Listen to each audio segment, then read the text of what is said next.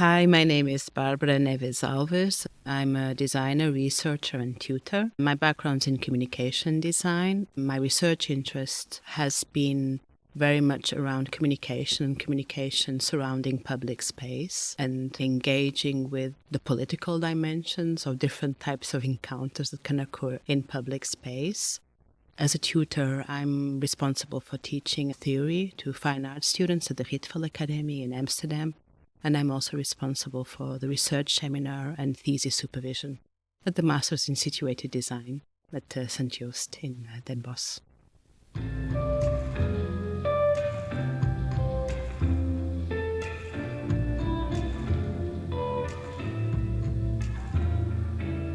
Hello, and welcome to Hold the Space, a podcast about the intersection between creative practice and teaching.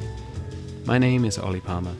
In each episode of this podcast, I bring you a recorded conversation between myself and another creative practitioner who also teaches. This week's episode is a little late, and I apologise. You can probably hear from my voice that I've been a bit ill, and that has caused a logjam in the one-person podcast production factory here.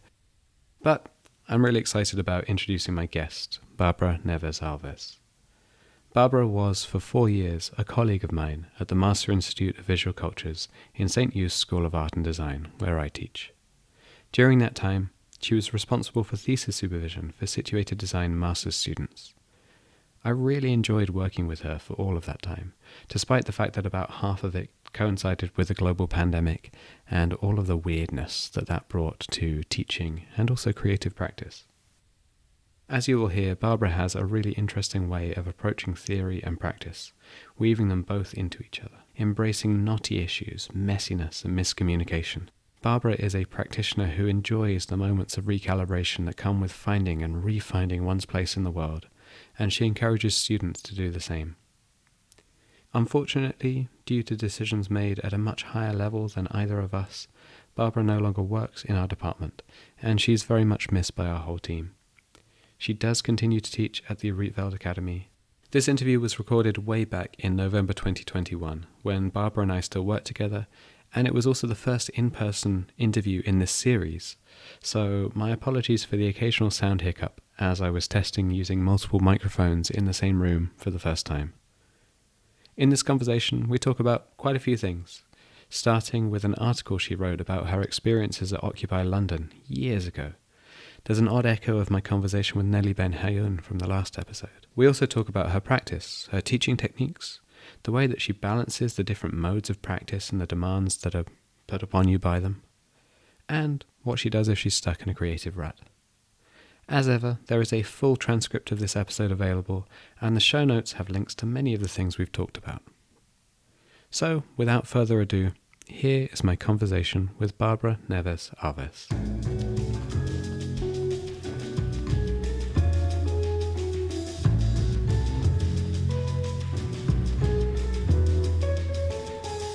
Barbara, I'm so grateful for you coming along today. Very happy to be here. Barbara and I have been working together for 2.5 years, maybe nearly 3 years now. Nearly 3 years.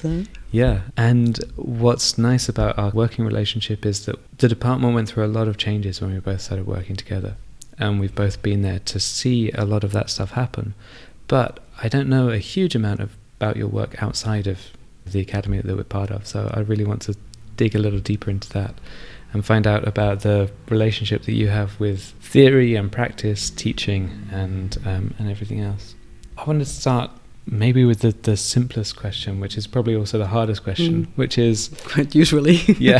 How do you describe your practice? And does it change according to the audience you're talking to? That's a really hard question for me, because sometimes I think that's what my practice is actually about, finding out what my practice is. And it has been so for a while. I started going through a really traditional, what was a communication design course in the 90s. And my expectation in entering the course was all built around the idea of communication. And basically what I actually had to learn was graphic design in a commercial sense. So, just imagine a client and work for a client, and sometimes there was a bit more freedom, but that was it. And there was a very strong frustration about, on the one hand, like, yes, I love shapes, I love forms, I love thinking in this way, but then where's the content? Where's the communication? Where's the explorative side of this? I found that in new technologies, in an Erasmus exchange for 1 year in Barcelona, where I had Claudia Gianetti as teacher, and she kind of turned my world upside down, getting to know people such as Edward Kac or Marceli Antunes. And I fell completely in love with net art and with the possibilities it brought to communication, and also the possibilities in working in between the real and the digital environment. That was totally new for me. I remember trying to set up an email for the first time at that time. So it was like in 94, 95, so it was quite a while ago. And so this brought me to think, okay, my practice is not going to be a graphic designer as I was studying, but I'm going to work in this digital environment, and led me to work after studying at a television station, at the media department of a big advertising company, very unhappy with the commercial setting of it all, and then later at the University of Engineering. So I thought, okay, I'm really going into this more technical and programming, but that also wasn't me. And I became really fascinated with the possibilities of the digital environment to deal with language and with complex layers of information. And that led me to come to the Netherlands to study type and media, that I thought was really focused on the media part of the title and description of the course, but turned out to be a master's in type design.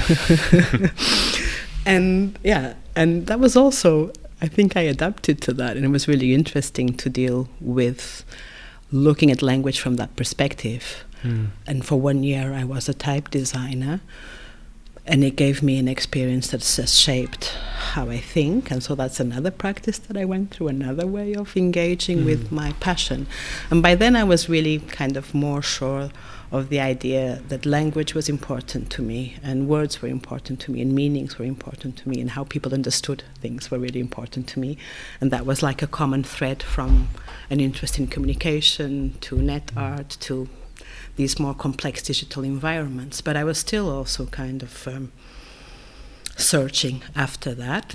Coming back to Portugal, I was invited to teach. I was looking for work, looking what I wanted to do next, and a friend asked me, do you want to teach multimedia design? You have 1 afternoon to decide. And in that afternoon I decided, yes, okay, I'm going to try teaching while I'm thinking about my next project.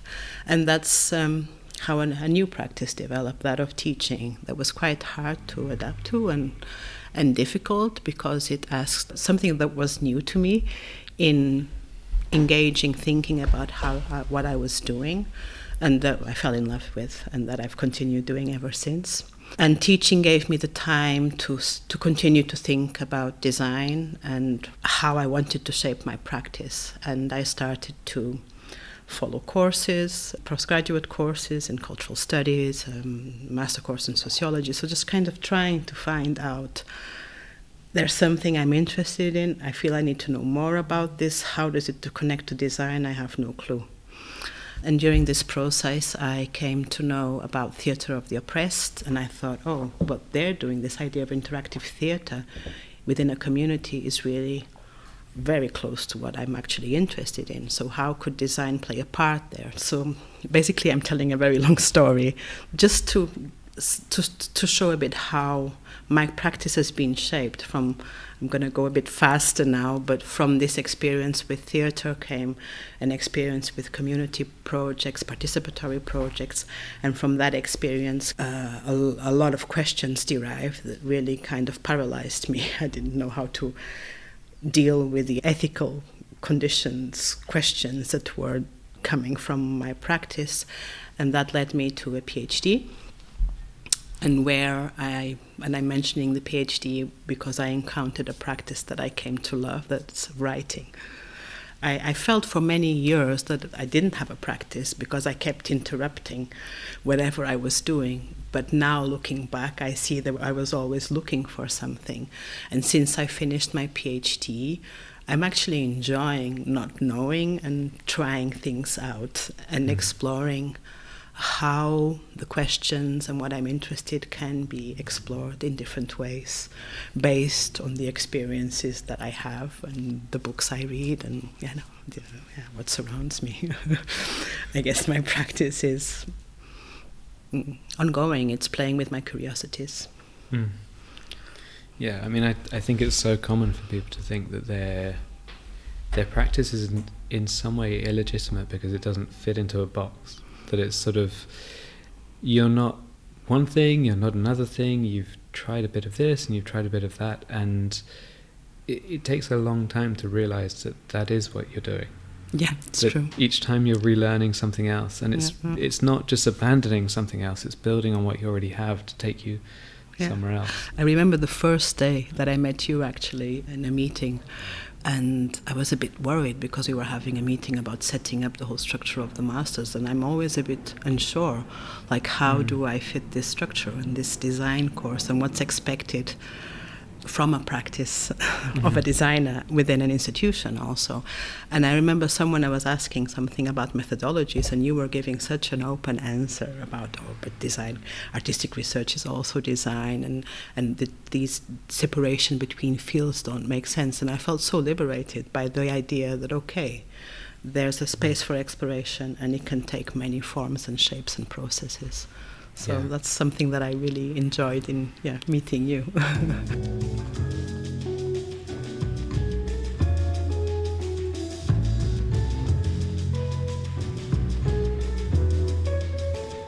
I had the same experience also within my PhD, that I just didn't feel comfortable with a chapter about methods, and this discomfort was a stubborn discomfort. Like, it was also something I chose, and I wasn't quite aware of why until I encountered the book Inventive Methods, edited by Celia Lurie and Nina Wakeford.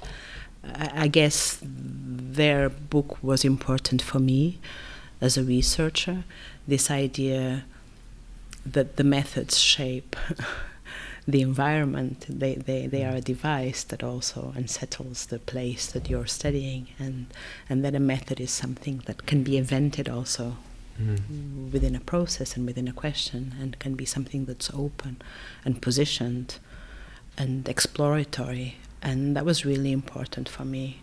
It opens a much more speculative way of looking at a method, and I guess I draw on that to talk with students. It doesn't mean that it becomes easier somehow. It's even more complicated, I guess, because you have to deal with the implications and I think sometimes the real questions around the project that students sometimes are avoiding or hiding behind.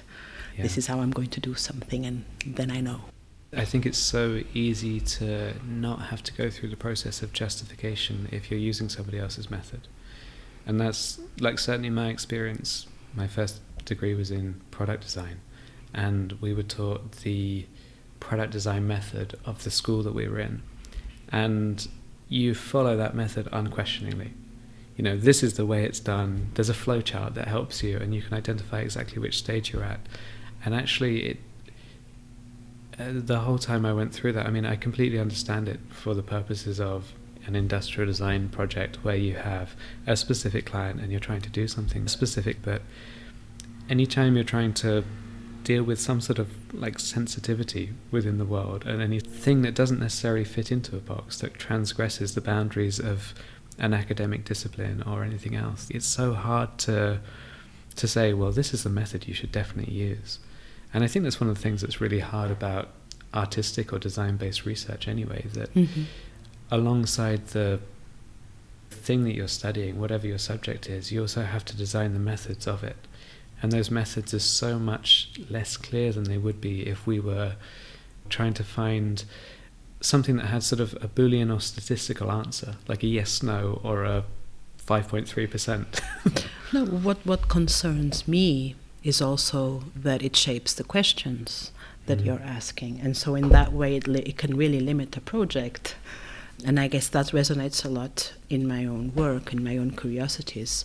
My research was very much a questioning how this idea that the discursive is what you read in an exchange. And so if you ask a question and the answer is no, then it's no.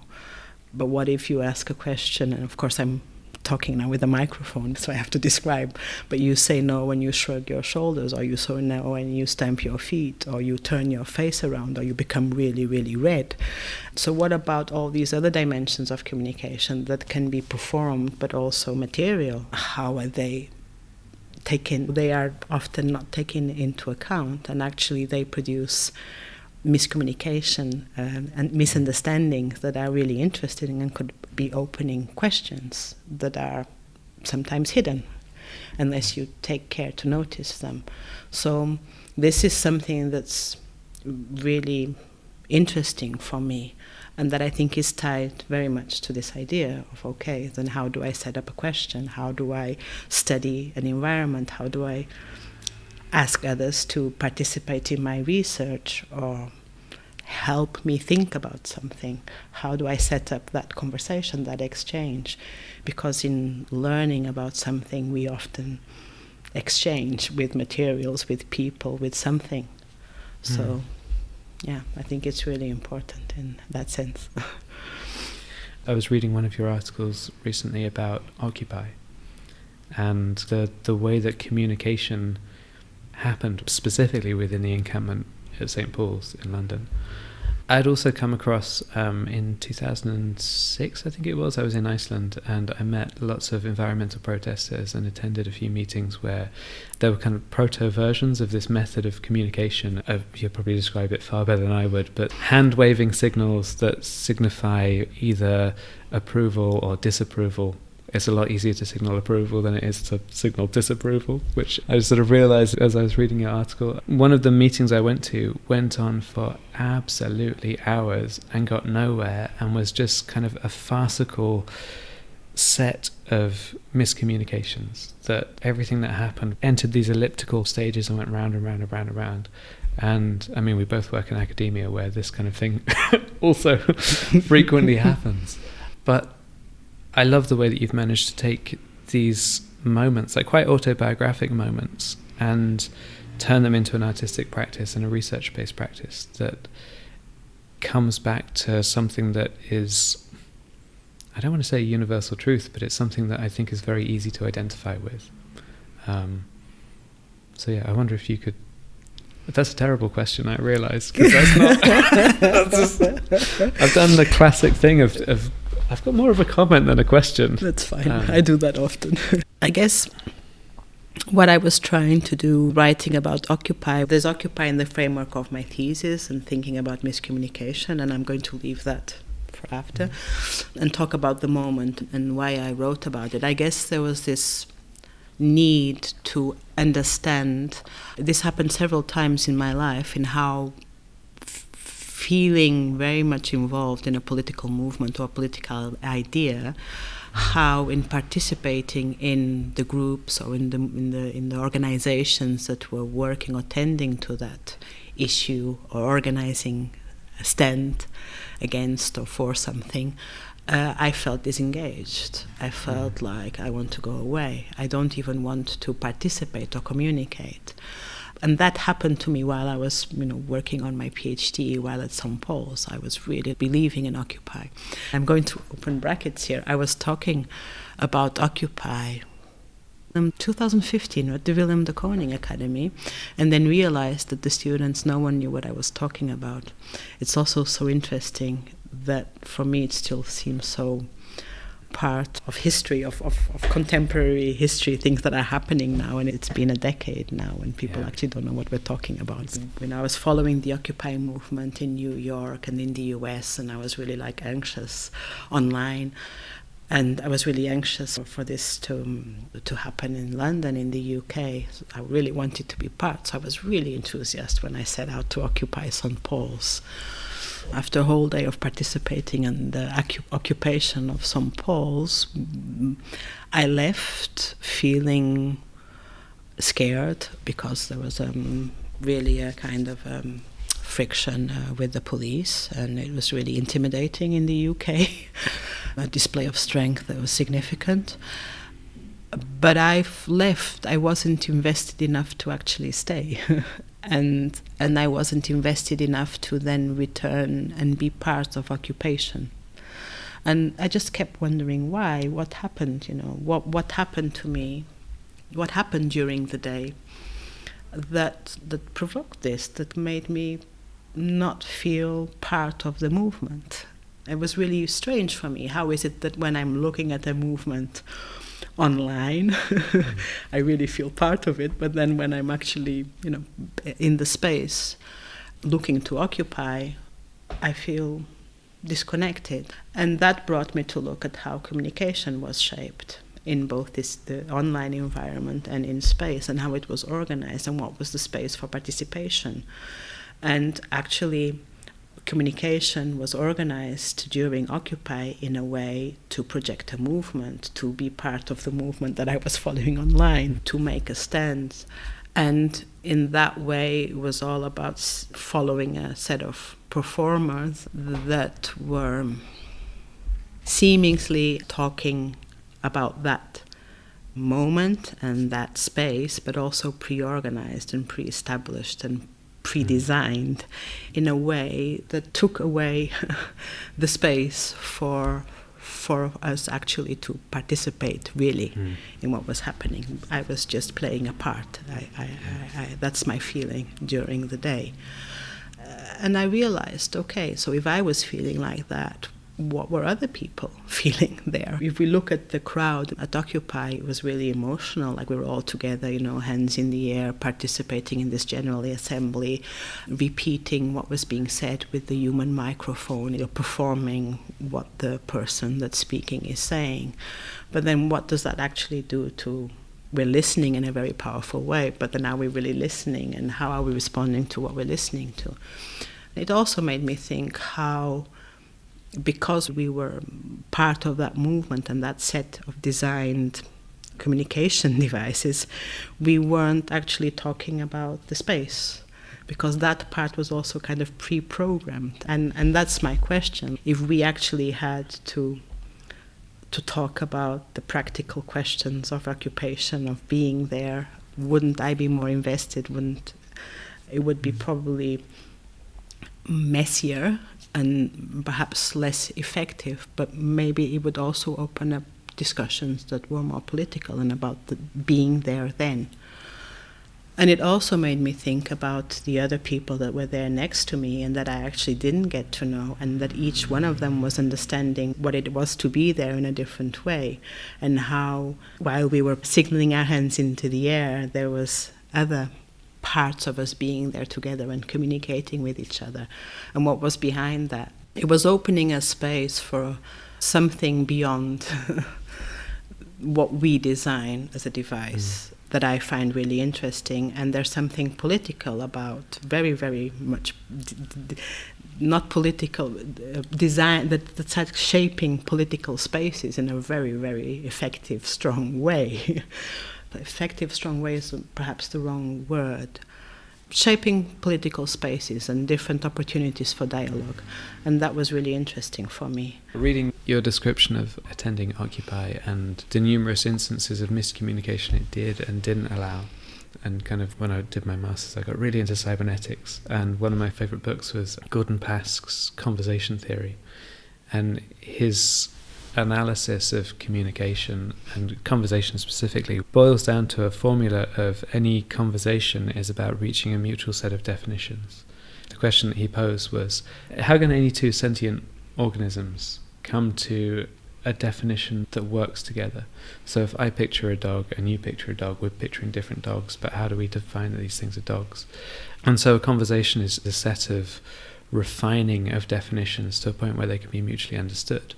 But the entire framing of Occupy I've seen and read about through your work is that it really reduces the set of definitions that can be reached, because the conversation is framed in such a way that it limits such a high degree of agency. I think engaging with your example, what I became curious about in relation to design was what if we stopped worrying about a common definition of a dog and stop trying to arrive at common definitions or think about what common definitions might be, but actually see what's different and how that's really interesting and perhaps more provocative of new ideas and new possibilities, to try, rather than always thinking that we have to arrive at a consensus or to arrive at a common definition, accept the fact that a common definition is a norm. It's something that's always going to exclude something, some matter, some perspective, some voice. And so perhaps things, but then how to find that, that was what I was kind of busy with.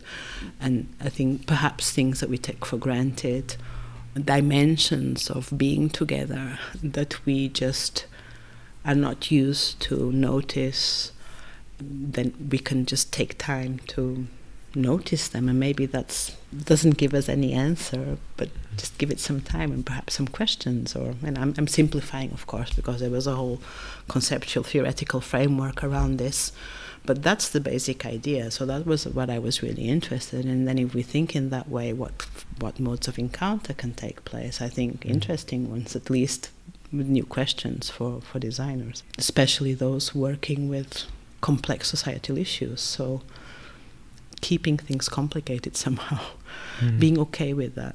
I referred to it in my thesis as a sense of disquietude. That comes from Fernando Pessoa, the Portuguese poet. But it's a word that I embrace very fondly. I think it's important. We try to simplify, to solve, to get rid of that sense in many different dimensions of our life, to calm ourselves. But there's something very important in being able to deal with that, to be with that, in that state for a while at least, or in our practice. I get the feeling that reading your work, your intention is to leave people in a place that they can sit with a realization for some time. But then when I talk to students about the thesis supervision that you provide, I also get the feeling that that's the way that you teach with them. I wanted to ask about audience and who the audience of your work is. Regarding audience, as we were speaking before, I have a troubled relationship with the idea of audience, I guess, because I struggle myself with why make my work public, how make my work public, but fundamentally why. And also because I'm extremely shy, and I feel for me to show something it has to have a purpose, and then there's a troubled process that comes with that. A few years ago, I was at Manifold Space in Amsterdam, working there and developing also an exchange with artist Marcia Fleerfoot in her space.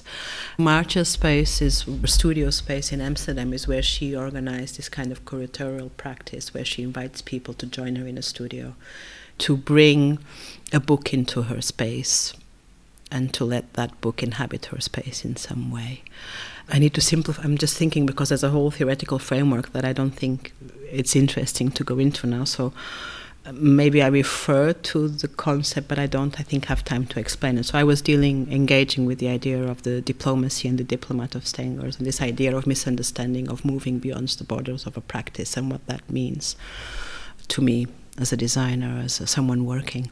Part of my process at Manifold Books in trying to enter the space, I realized how difficult it was for me to make that stand, to become public in that way, to enter that space, to show something. What did it mean to show something?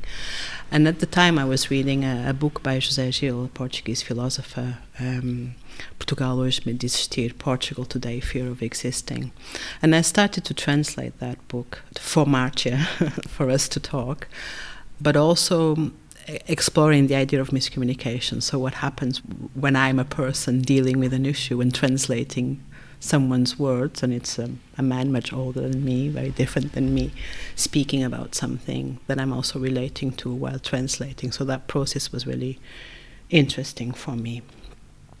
Anyway, to make the story short, I really came to see how part of my difficulty in dealing with an audience had to do with me being Portuguese, with me being brought up in a system where the idea of public discussion is a really problematic one. We do not have that culture. With the end of the dictatorship, there wasn't a movement towards an actually public, open, political discussion of things, of a personal question on dealing with my shyness, my self-confidence also in showing work, with my positioning. So why do I show work? There needs to be a reason why. It took me a while to arrive at the idea that it can be to start a conversation, and I think that would be my answer to you now. What that audience is something that I'm also questioning, because it tends to be a very closed circuit when I actually would like it to be a much broader one. So what's the point, for example, of working in public space, but then presenting or showing, in conferences that are about artistic research? That's something that I'm struggling with. I want both those kind of responses. I want both those kind of dialogues with peers, but also with people that are actually affected to what I'm working on or asking questions about. So my relationship to an audience is a difficult one, and one that I find very hard to describe in applications, because I want it to be blurry, because it's easier, but also because when I define it, it becomes less interesting. I don't know. There's a kind of a mix. I haven't really given so much thought to that. In regards to teaching, what I sense is that students need to be sure of something to feel good and to feel confidence in being able to do a project. But on the other hand, that's not so interesting for a research project.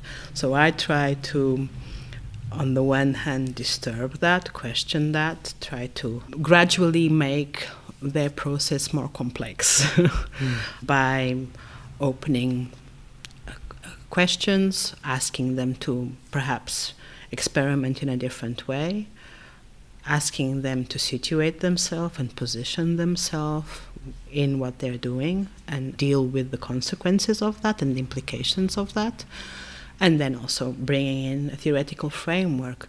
But I always try to do that in connection to something. So theory for me is never abstract. I just can't think about it in that way. And so that's also how I relate to that, and I try also to bring other people to relate to that and to enjoy. So sometimes it's a gradual process, because I don't think you can really read something and understand it if you're not really enjoying it or committed to it. I've often had the feeling, I need to read this, I need to read this, I need to read this, and then I'm reading it and I'm thinking I need to read it, and not that I'm reading it, It's just like my brain does not read. It just thinks it has to read.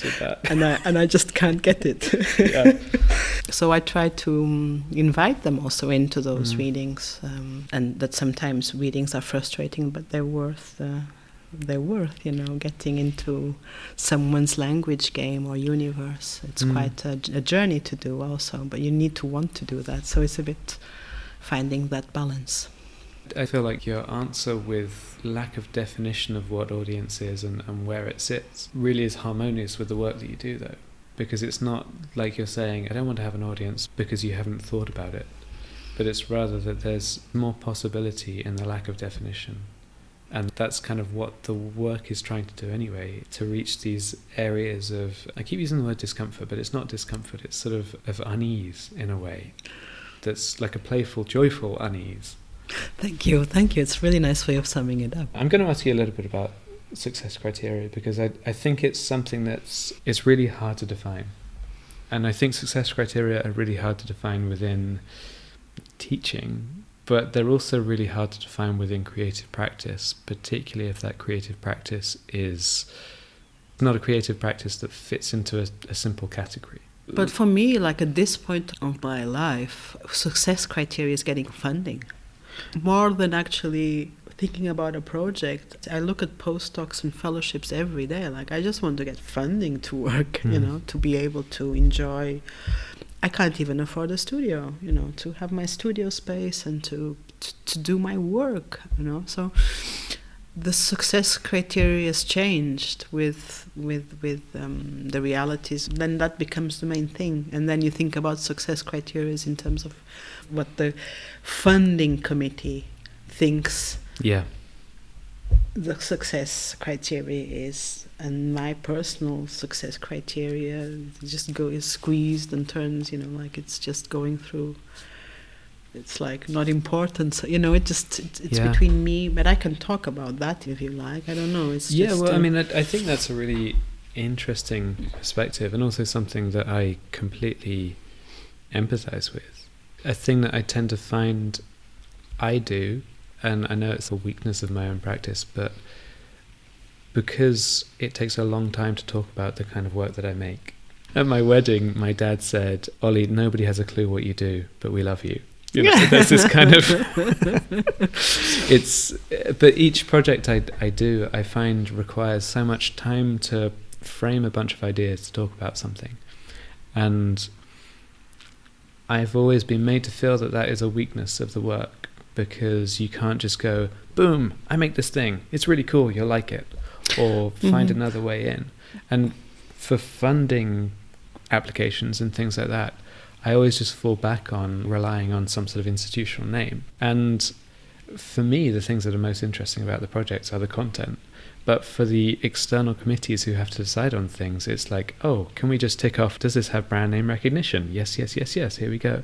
And that's not saying that I'm by any means successful with applications. But I think I have a problem also with the word. Like when you often ask students about success criteria, and I'm always... And the reason why is that I do ask them the same question, because of course when you're structuring a thesis, you go through all the bits and pieces that have to come together to make a coherent project, and you need to know what it's about and what you want with the project.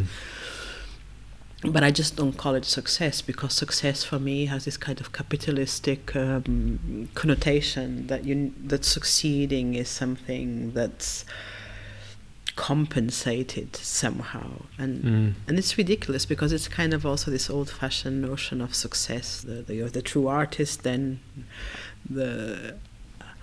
lives outside those kind of notions, and it's totally bullshit, of course. So Well, maybe in that case, maybe I phrase it wrong. The thing I'm trying to find out when I ask people about success criteria is really what would make you happy. I know that is, because I know you, and you ask it in a way that students understand. Perhaps when I ask it, they don't get what I'm talking about. So, that's why I never said anything, because I think it is an important part of the conversation in those settings. And frequently with students, you'll get to a stage with the teaching where you have to ask. Well, actually, within my role of teaching, I try to have conversations with students about where they want to be in the future. Like, what's this going to look like in 5 years' time for you? What are the core things that we want to set up so they can be sustainable, and you have a mode of practice that can be continued in some way?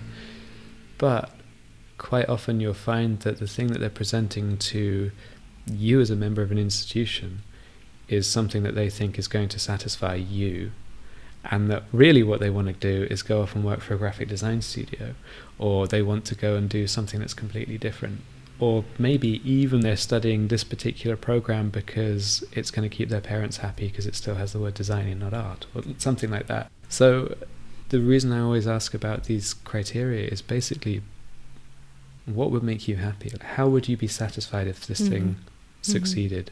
And I agree, success is a very sort of capitalist way of phrasing it, but it's almost like the question of, when are you going to put that final brushstroke on the painting? When's it going to be you feel like you've done a good job? And again, good job absolutely comes from capitalist space. But that's the thing I find the hardest to define. It's the thing I find the hardest to define myself, my own work. But also with students, it can take half an hour of beating around the bush before you find out that actually they have a very specific thing in mind that they don't want to tell you. Or often it's so. I think that's why at the end of the year there's a relationship that's formed, and it's quite a tight one in some aspects, because you gradually got to know the inner corners of someone's mind and how they work. And that's That's really nice, and they put a lot of trust in us as teachers, and I think that's amazing sometimes to see. Yeah. I respect that very much. Yeah.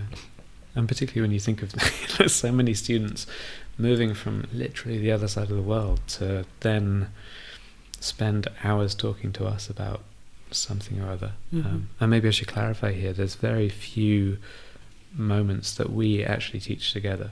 Yes, I don't think we ever have taught together. No, I mean, we're in panels together all the time for student assessments and things like that, and sometimes interviews, but never in sort of probing into what students are up to, trying in some way to help shape a project or help resolve something.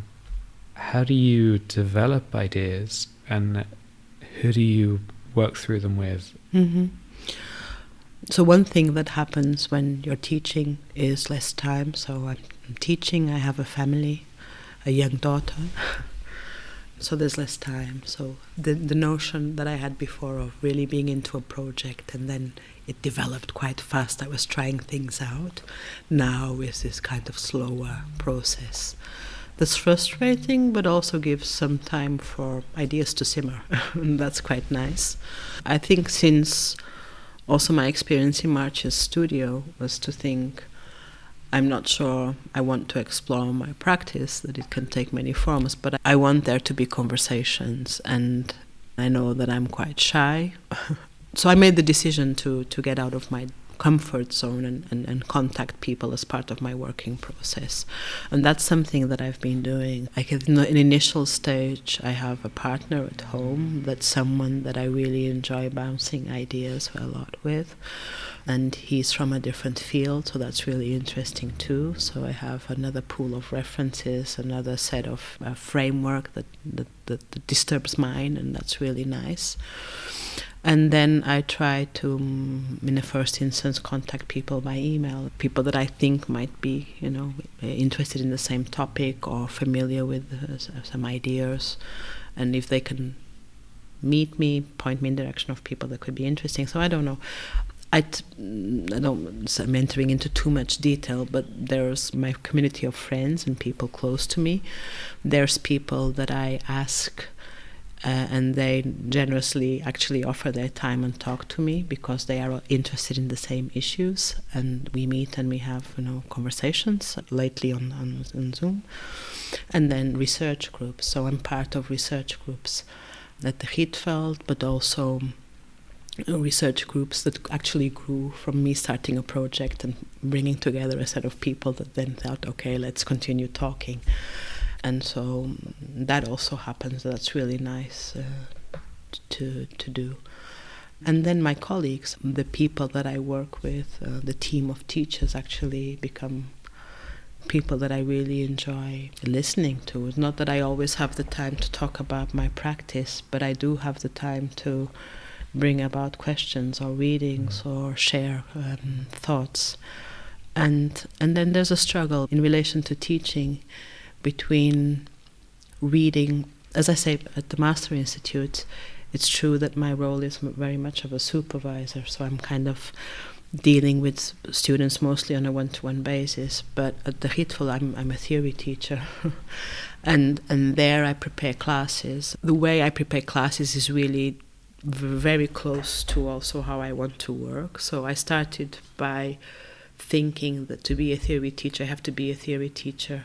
That's someone that I'm not, and that was really hard because I'm not a theory teacher in the sense of someone that comes to present a text or share knowledge or present an idea very clearly. I'm someone that really enjoys engaging with texts, and so that's what I'm asking students to do. I bring a text, and the text is tied to an exercise, to an experiment, and that experiment, that exercise leads to a conversation. So it's a very hands-on way of reading texts and engaging with ideas. And so that's very close to my practice and how I work, and something I enjoy a lot. But then, of course, if I'm teaching a first year of fine arts, I need to be aware of different topics, readings, ideas that are interesting to them and not necessarily to me. So I struggle sometimes with the lack of time to read what I want to read for my own research because I'm reading what I think is interesting for theirs. And Sometimes, actually, what I think is interesting for theirs ends up becoming part of my research in unexpected ways, and it's really nice. I make connections while teaching that I would never have done if I hadn't worked with those texts. But on the other hand, I always feel a lack of time. I want to be able to read without having to teach what I read, to have that blank space around my relation with a book or with an idea, and that there's space for anything to form. And that I tend to not have so much because I'm teaching. So I guess conversation also enters my creative practice in that way, through teaching. Because then a lot of people are bringing me their perspectives, and it's really interesting and really nice, and I learn a lot. I think it's one of those things that for me has taken a long time to realize that with teaching it's okay not to have all the answers. Oh, completely. And it's more interesting. There's a common conception with students, particularly depending on different educational backgrounds. There are some methods of teaching that students will have been exposed to before they come to us, where they expect the tutors to know absolutely everything, probably like a very technical way. And there are other methods of teaching which I've only experienced secondhand, where the students treat you as some sort of a master who they're supposed to do everything you say, as opposed to the reality of the situation that we find ourselves in, where there are a series of dialogues that students have with tutors, and it's their responsibility to pick the path through those things that sort of works the best. But for me, sometimes the best teaching happens when you're exploring an idea with a student that you don't fully know yourself, because you can discover things together and find out a lot about the way that somebody thinks through encountering something at a very similar time to them. I think also it's just, in a way, a bit more exciting. And that's not me saying, I always just make it up as I go along. I don't know what's going on. But the nature of the type of teaching that we do is such that there isn't a set subject that you have to be studying. Students can bring anything to us, and we have to react to it. And sometimes when those things take you in an unexpected direction, you find that you're really interested in something that you never found before. I realise this is me talking to you, so I don't want to use up too much of the time. But the thing you were saying before about having a family and that shaping a lot of the way that your practice actually works, I also find that I also have a family and a partner and all of the responsibilities that go alongside those things. And my studio practice, from being a few years ago, I would have said I'm doing it 6, if not 7 days a week. And I can work at any time, and my peak hours for working are the evening. Now everything I do with studio practice has had to shift to very specific times of the day, and they have to start at the time they start and they have to finish at the time they finish, and quite often they're interrupted by a child being ill and being sent home from daycare or something like that. The thing that always has to give is your individual studio practice, for me at least, and a lot of that is to do with the accountability, where the only person I'm accountable to in my own studio practice is myself, whereas it's a lot easier for me to shift that burden when it comes to teaching, because there's somebody who I have to say, actually I can't do this right now, or there's a bunch of interested parties. There's something that for me has changed in the last few years in the amount of attention that I can pay to things. Now my time is so much more fragmented. I never truly get time to immerse myself in something. I really relate to that. And while I was working on my PhD, there were deadlines, and I had one child, and I worked nights and weekends, and our life between us as partners was really fractured between your time, my time. We were both working at the PhD with a small child. I was so tired. And with 2 children, it's just not possible. I just can't handle working nights and working weekends. I physically can't handle that. So it's really strange that having time to work became like my free time, a luxury.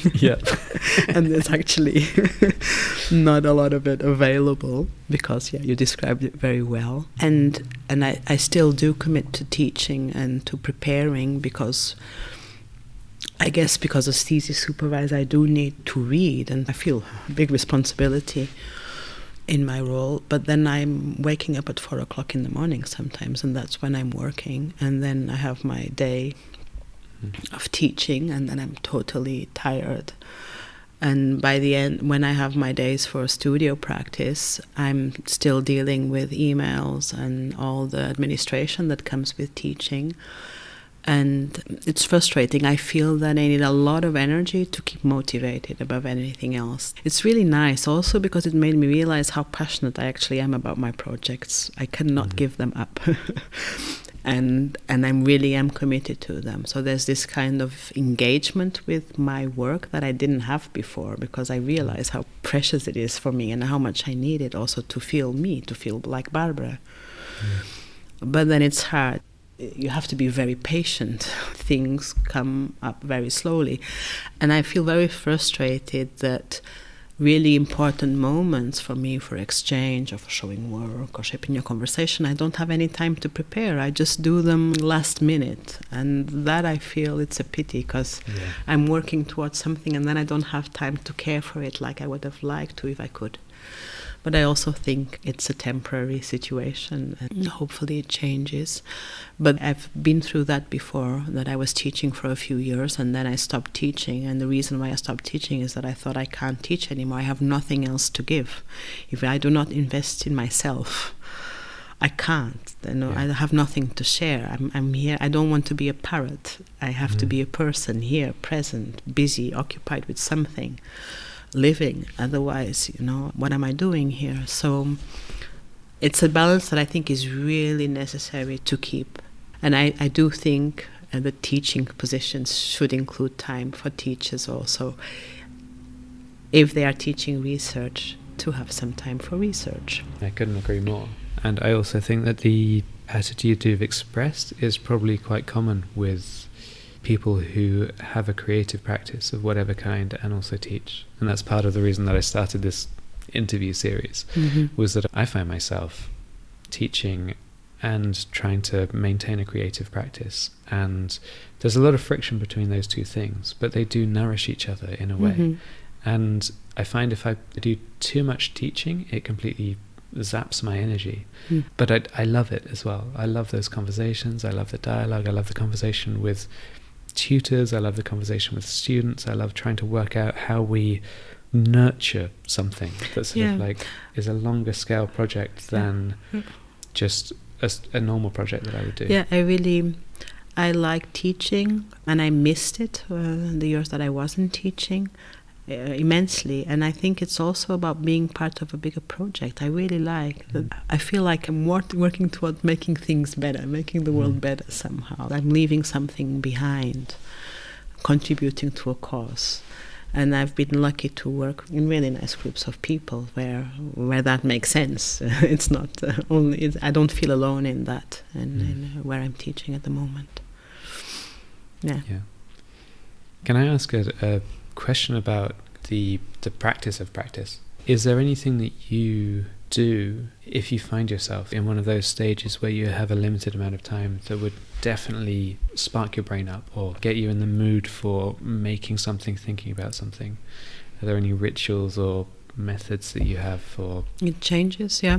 Well, for example, with Marcia's space, I was rubbing her wall. Her studio space has a really high wall. I don't know how many meters, but really high. I don't know how many meters. I should actually. I spend so much time with it. But part of me relating to her space and feeling that I needed to find a way while I was translating was picking up a paper and graffiti, and I created a series of 100 of rubbings. I rubbed the whole wall, so I stayed in a level of proximity with that wall, with the space. I had to physically encounter the space somehow, meet. I think it was an embodied way of dealing with that invitation. That's what I did there, and it was really fruitful for me to actually be present in that way, looking at it from there.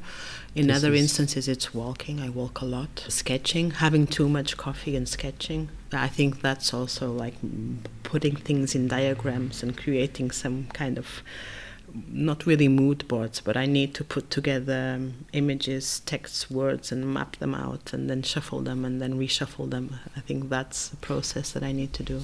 How do you do that? Do you have sketchbooks that you keep, or is it? I fill walls. I also sometimes need to feel things. It's a very really like my body. It's on different levels. I think on the one hand, it's dealing with ideas and sources and influences and trying to track actually what I'm interested in. And on the other hand, it's my body that needs to go for a walk or touch a material or deal with something also. When you say walking, do you walk to specific places every time, or is it just the act of walking that helps the mind to think? Do you take a sketchbook with you, or? No. I just walk, and I don't think it really matters where I go because I'm not really looking around. Sometimes I'm smelling, or it's more about feeling the fresh air and the environment because my head's somewhere else. My head's... sometimes I can't remember where I was. It's a kind of walking that you're really distracted. I think that happens quite often. And I just like the pace, the exercise. Of course, nature is better than walking in the middle of... an industrial estate. I guess I won't go to the center of Amsterdam. If I'm in Amsterdam, I go to the park. Yeah. It feels much better. But when I'm walking, I don't even think about picking up a pen. If I'm talking to students and I don't have a pen in my hand, I can't accompany people's work. It's like I write, I sketch, I visualize, even if it's just a diagram, I need that. When I was doing this, for example, with my PhD, where ideas were on a level of complexity that I would forget them, I would record. I would just pick up my phone and record what I had thought, that I didn't forget or lose that idea, or sometimes I just solve the chapter and I just make the quick note, but using voice. And it's really funny. It's only when I'm walking and this act of running away from something, just moving my body. Well, not running away, I don't know what I'm doing, but it's just I'm in my head. And otherwise I do use always a pen and paper. But also when I'm really writing, I have this capacity for concentrating on something for hours. I forget to eat. And sometimes I have to force myself to actually get out of the house and walk, because now I know that I'm going to approach the work in a way that's much more fruitful and interesting. Yeah. Then I keep working on it. But it's really like I have to pull myself out of the work then. This happens much less lately because I haven't had that time, for this kind of commitment. And when I do have, then I really don't go for a walk. So I'm talking about a few years ago when I was, working in that way. I needed to get out of the work, and I sometimes didn't. And I learned to do that. In having less time for a project, there's more time for something else around the project that I can't quite define. But it matures also in a different way. But then also it can't be like that because I think you need to work. That's what we keep telling our students actually not to do, to think about things, because thinking about something and imagine a situation is very different than then actually engaging with it. Just thinking about what you said, I think there's a nice bridge to the same question but about teaching. Are there any exercises that you come back to again and again that you love to run through with students that get them through a certain thing? No, I tend to always change something, but I guess what's behind the exercise is very much similar. I go about it in different ways because I like to try different things out. I guess every year I don't like so much to repeat exercises. Maybe I can give an example of the exercise that I'm trying out now with students at the Rietveld at the start of the year. I don't know. Yeah, I'm just thinking if it's the most representative one. Good. I guess I start the year always trying to find a way for students to feel at ease and realize that the class is a space for questions and for unsettling ideas rather than following ideas. And I do that in different ways depending on who I'm teaching or what the group is like. And this year I'm asking students at the Rietveld Academy to write an opening line to their work this year. And that's been a really interesting process, for me at least, and I'm still in it. The first text we read together was a how-to text, like how to write an opening line. I really enjoyed that, to start in that way. And around the idea of setting up a plot and creating a narrative for the year, we're identifying characters, themes, questions. We talked a lot about what kind of work process could be and how do we tell a story. But also we were questioning, thinking. They really had to think about their practice and what they do and what they wanted to do. So that's what I'm working with them on.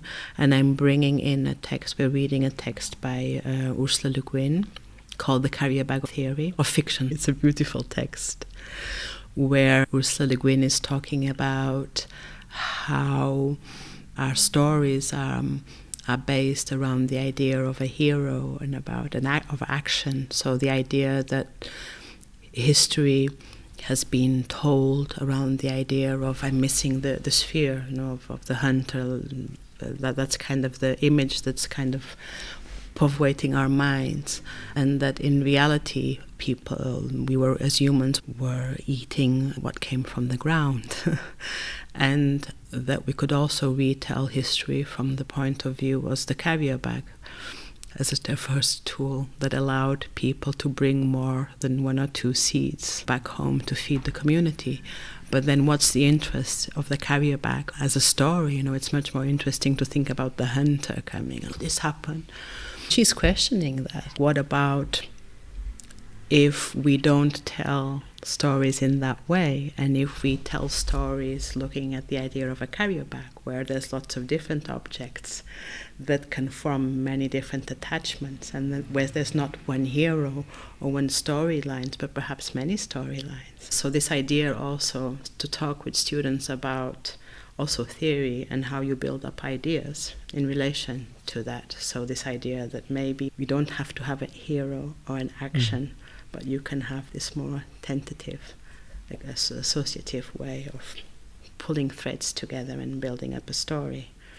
Students are working on each other's opening lines, and I'm also introducing a bit this idea of the speculative, like we're speculating about something that still is going to happen, and that I'm going to return to later in the year.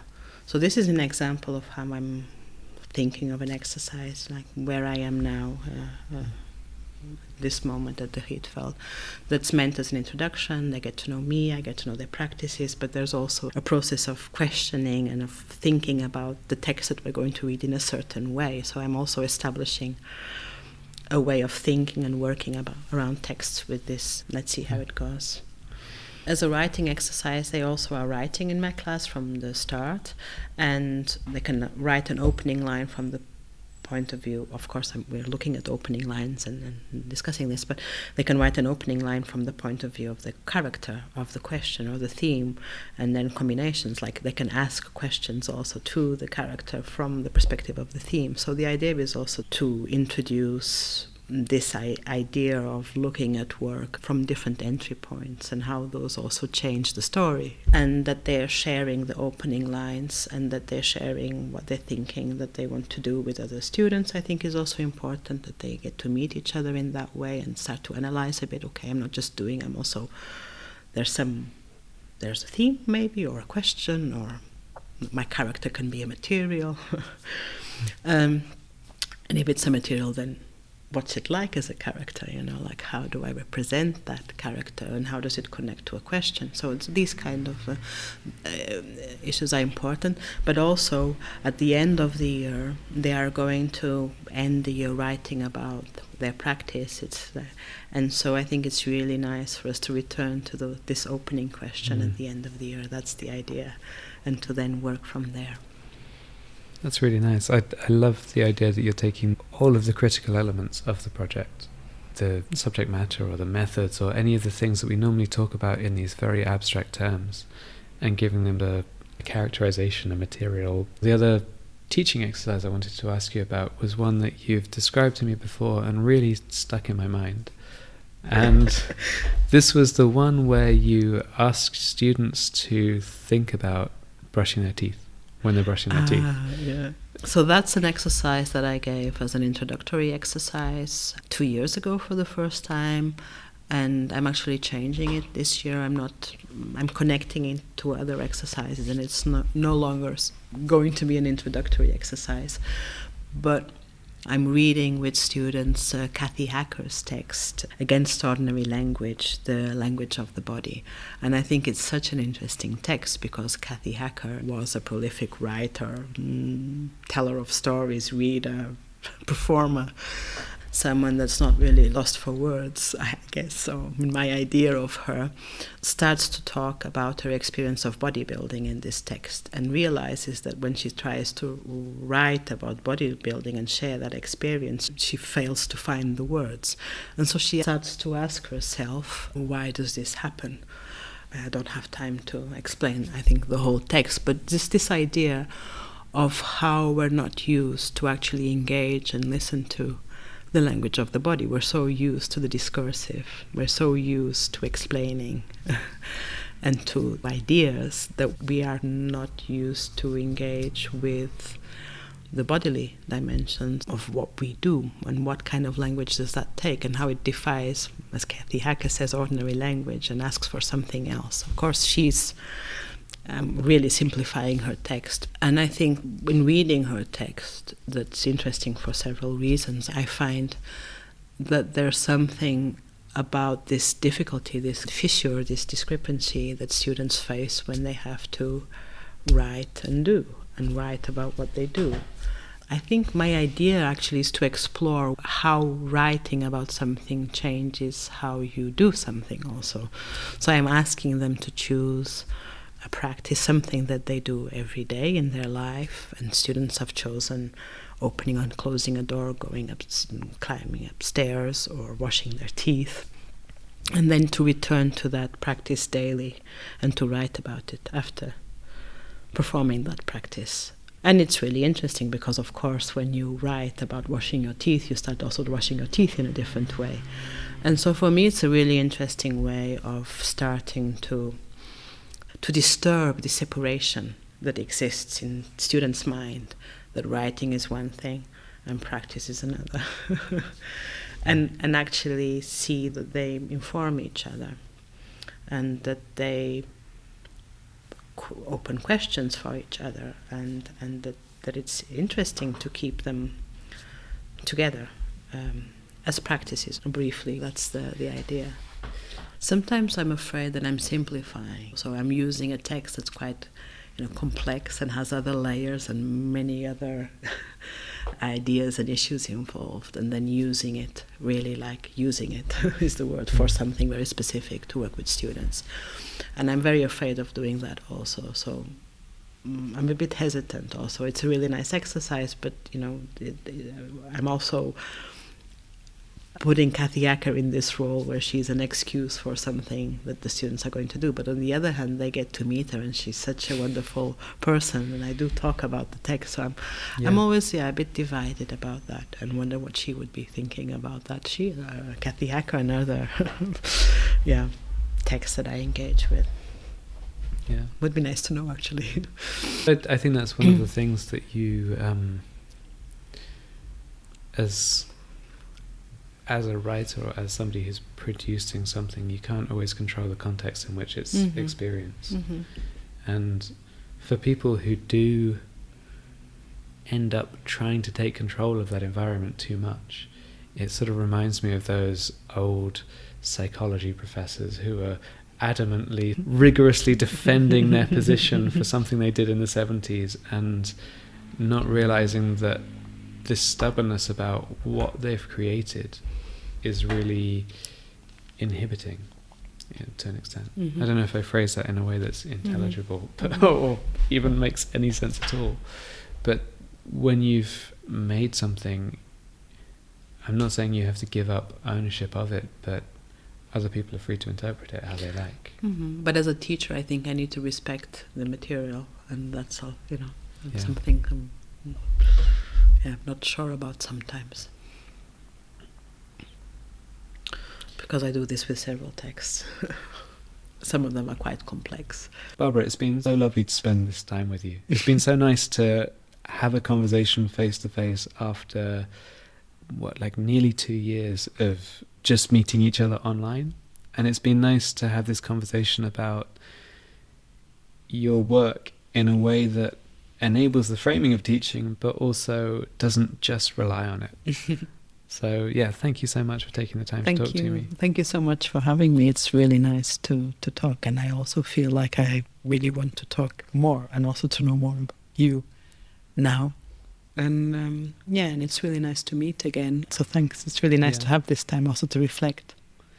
Yeah, well, I mean, as you were saying earlier about the relationship with colleagues as being something that is creatively inspiring, and I definitely feel that as well. Part of the reason I teach is because I find the conversations with students and the conversations with co-teachers really nourishing. If people are interested in your work, I'll try to put links to everything we've talked about on the show notes and on the website so that there's a resource there. If people want to follow your work or see you do something, what's the best way for them to follow what's going on? I have a website that I haven't updated at the moment since 2018. I'm thinking about it and I need to do that. So I think that's the best way. And then I guess if you search for my name online, you'll see recent publications or work, but I update them in academia, a point I do, and the research kit also, I have to do that also now. So I've been kind of postponing taking care of my online presence, but I'm doing that soon. As I said to you earlier, I don't trust anybody whose website's completely up to date. But some material you'll find already on my... Yeah, thank you so much for talking. Thank you.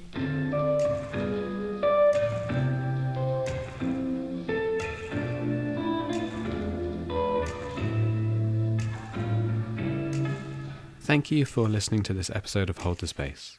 If any of the things we've discussed are of interest, please do take a look through the links in the show notes and its website at www.holdthespace.art. I've tried to link to as many of the projects and people as possible. Of course, I probably have missed a couple. Many thanks to my guest, Barbara Neves Alves, for generously donating her time to this episode. As you know, this is quite a new podcast, and I'm still working out the best way to make the format work. If you have any comments or suggestions, please do send me a note. I'd love to hear feedback on this. There are details in the show notes and on the show website, again at www.holdthespace.art. This podcast is made possible by the Situated Art and Design Research Group at CARAT, the Centre for Applied Research in Art, Design and Technology. Each episode is recorded, edited and mixed by me, Ollie Palmer. For more information, including full transcripts for each episode, links to relevant work or resources, please visit the podcast website at www.holdthespace.art or click the link in the podcast notes. Thank you so much for listening, and I'll be back with you again soon.